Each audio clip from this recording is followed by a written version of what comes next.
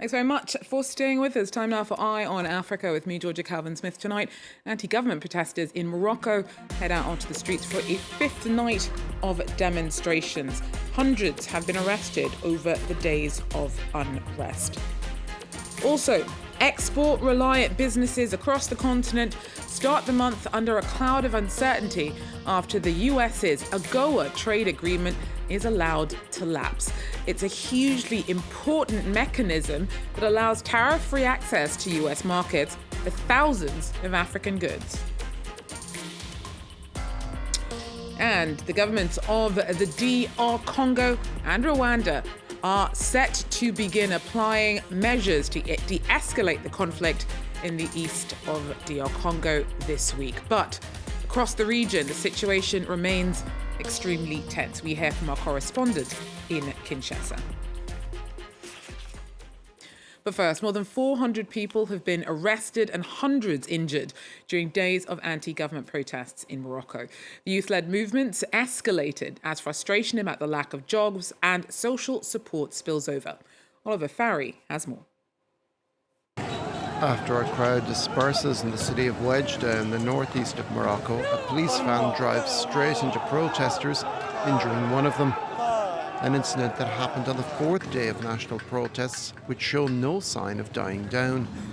Initial peaceful gatherings called for a reform of the education system and improvements to healthcare, which protesters say the government has been neglecting. Protesters, by now greater in number, on Tuesday night clashed with security forces in several cities across the country. Demonstrators threw stones at police, who responded with dozens of arrests. Here close to Agadir, vehicles were overturned or set alight. Violence that Morocco's Association for the Defence of Human Rights condemned. The violence and repression we've seen in the past few days are really unprecedented. For the first time since at least the 1980s, the youth can't even protest. They're being repressed, dispersed before they can even assemble and chant their slogans. The protest movement's organisers, the little-known collective Gen Z 212, have also called for calm. And in a communique issued on Tuesday night, Morocco's coalition government said it would listen to the protesters' demands and that it was willing to respond in a positive and responsible manner. Well, in South Africa, opposition anti-capitalist leader Julius Malema has been found guilty on gun charges. The controversial 44-year-old heads up the EFF party and was charged after he fired a gun into the air during an event in Eastern Cape province back in 2018. Now, he was found guilty of unlawful possession and reckless endangerment on Wednesday and could face up to 15 years in prison. He was defiant as he spoke to his supporters gathered outside of the courtroom in the city of East London. As a revolutionary, going to prison or death is a badge of honor. We cannot be scared of prison. We cannot be scared to die for the revolution. So whatever they want to do, they must know we will never retreat from the ideas and the 7 cardinal pillars of the EFF, and the sign of those is to expropriate land without compensation. Well, export-reliant businesses across Africa have started October under a cloud of uncertainty after the US's AGOA trade agreement was allowed to lapse. Now, although there is support across the aisle in Washington for the African Growth and Opportunity Act to be renewed, many fear that a promised extension might come too late. Even a temporary halt could be costly. AGOA is a hugely important trade mechanism as it allows tariff-free access to US markets for thousands of African goods. Take a look. Businesses like this textile factory in Nairobi have thrived for years, thanks in part to the flagship US trade initiative with Africa. The African Growth and Opportunity Act, or AGOA, opened the door for more than 30 African nations to export products to the United States duty-free. The textile industry has been one of the biggest beneficiaries. For all those years, this has been my bread and butter. I only depend on this job. So if it is gone, it means my life is gone too. But now AGOA has expired, leaving businesses across the continent and hundreds of thousands of jobs in jeopardy. There's no way we can survive. I'm very convinced, as a sector chair and as a own businessman, it is not going to be a survival for us. The whole house of cards will collapse very quickly. Since August, African exporters have faced new US tariffs. South Africa, the continent's most advanced economy and responsible for half of AGOA exports, was slapped with a 30% tariff across the board. Goods like wine, citrus, and cars have suddenly become too costly for US buyers. The fallout is dramatic. For automakers, exports to the US have plunged by 83% so far this year. Yet, even as the program expires, voices in Washington are pushing for renewal. Beyond trade, AGOA has long been seen as a strategic tool, strengthening US partnerships with Africa at a time when China's influence on the continent continues to grow. Well, the governments of the Democratic Republic of Congo and Rwanda are supposed to begin applying measures to de-escalate the conflict in eastern DRC this week. But across the region, the situation on the ground remains extremely tense. Our Emmett Livingston is in Kinshasa and sent us this breakdown.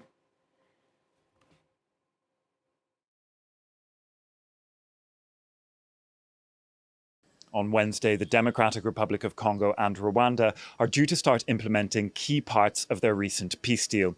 These include the retreat of Rwandan troops from Congolese territory and the neutralization of the FDLR militia.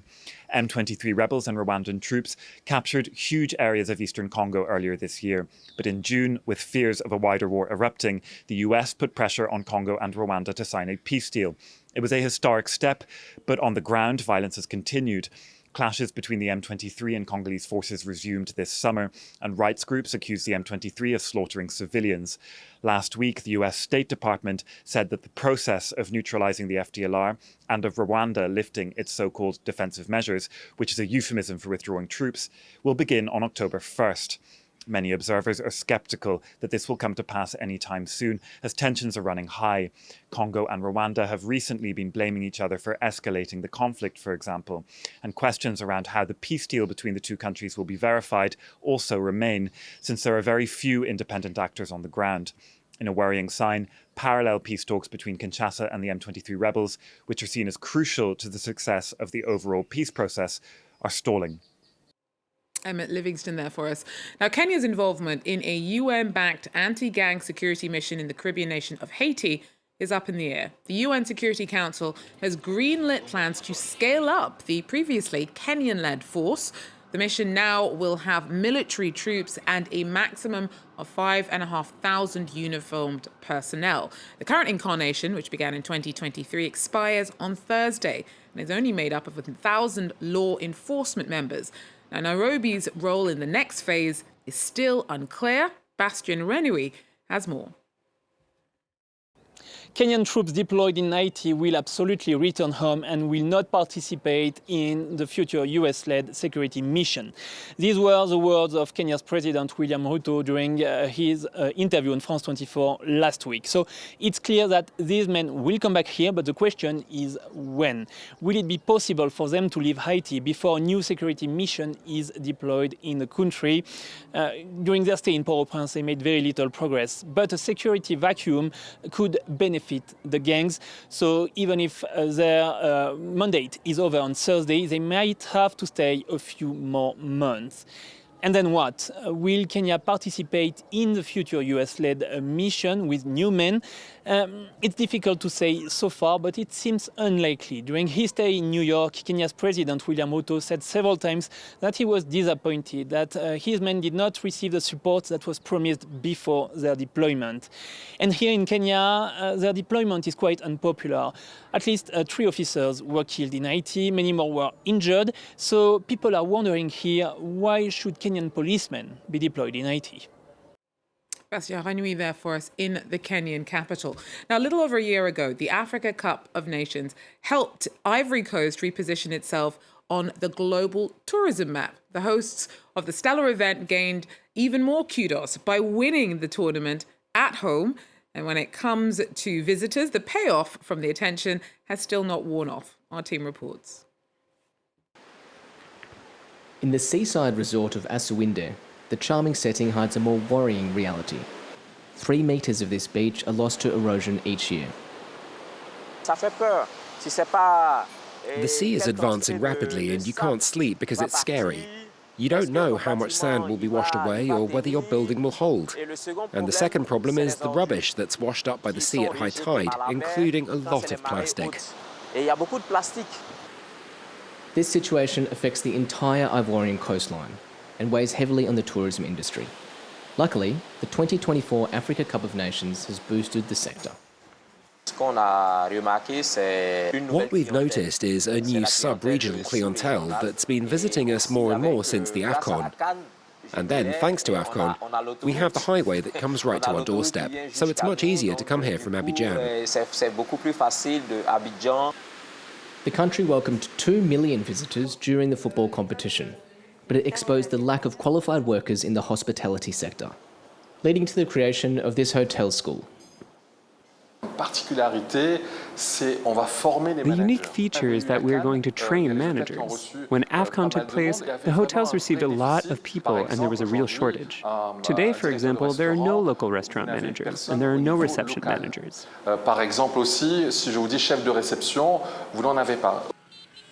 As Africa's third most popular destination for corporate tourism, Ivory Coast wants to capitalise on its flora and fauna.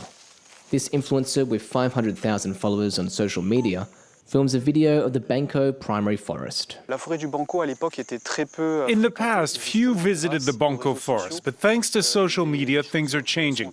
It's a place where Ivory Coast has managed to preserve endangered plant species as well as endemic species.